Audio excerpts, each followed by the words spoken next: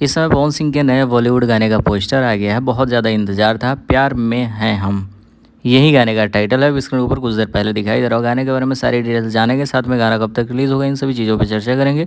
उससे पहले चैनल को सब्सक्राइब करें ऐसे वीडियो सबसे पहले देखने के लिए। पवन सिंह पिछले कुछ दिन पहले जरीन खान के साथ, यानी कि सलमान खान की वो बहुत ज़्यादा करीब एक्ट्रेस है, उनके साथ एक गाना कंप्लीट किए। गाना तो थोड़ा सा हल्का क्लिप वायरल हुआ था, मैंने सुना था, पता नहीं सभी लोग सुना है या नहीं। रोमांटिक सॉन्ग है और उस गाने का टाइटल भी अब रिवील हो चुका है, जो कि अभी स्क्रीन के ऊपर दिखाई दे रहा होगा। बता दें कि इस गाने के सिंगर हैं पवन सिंह, और पवन सिंह की फेवरेट सिंगर बॉलीवुड से है पायल देव, और म्यूज़िक पायल देव का है। ये थोड़ा सा शौकिंग था, अब तक मुझे पता नहीं था कि पायल देव म्यूज़िक डायरेक्टर भी है। और गाने को लिखा है कुणाल वर्मा। गाना रिलीज़ किया जाएगा दुनिया की सबसे बड़ी म्यूजिक कंपनी यानी कि टी सीरीज ऑफिशियल से। मेन वाला जो 300 मिलियन प्लस सब्सक्राइबर है।